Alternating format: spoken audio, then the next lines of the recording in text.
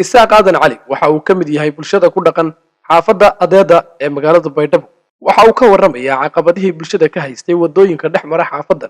ka hor inta aan la dayactirin iyo isbeddelka ku yimi ka gadaal markii lagu dhisay mashruuca BMZ iyo isku tashiga bulshada. wadada madalasu biyay wartu muhiimad jelata wada oo qarjaha burbursan hayti oo biyo galaan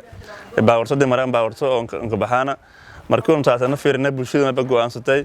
in wal qabsado kor oo la soo bixi karo. Isku tashi bulshadu dhaqaale ku ururinayso iyo taageero ay ka heleen mashruuca BMZ ayna fuliyeen hay'adaha Samreb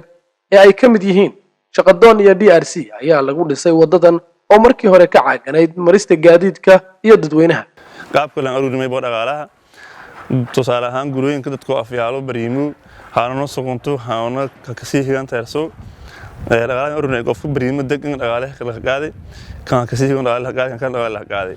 hadba sabab lankii oo dhaqaalaha tabarta taran koose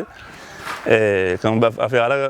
bas wala badanayti kan ka gin baan kala sii yarayti jidkana la kasoo biyay dhaqaalaha aruuristana anina ka jari iyada ku warbiye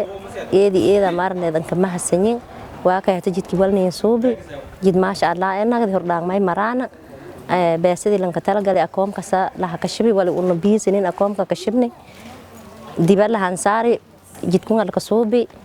waa kay bilowgii mashruucan ayaa hay'adda Shaqadoon iyo kuwa shaqo wadaaga la ah ay bulshada u qabteen madalo wacyigelin iyo tababaro ku saabsan wax wada qabsiga bulshada.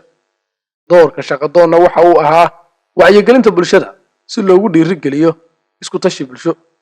samaynta madal bulsho oo dhaqaale loogu ururinayo mashaariicda bulshada iyada oo la isticmaalayo madasha bulsho kaab, furista konto banki oo lacag lagu diro iyo samaynta guddiga maamulka mashruuca ee dhinaca bulshada. Xaafadda markii tala badan kooyti meel la soo beeyay 7 qof guddi ah oo 7 liimagal ah qofka balaan ah madii 7 qof la soo beeyay ka guulaysadii kadib ma hadan la ku dhaahulay 7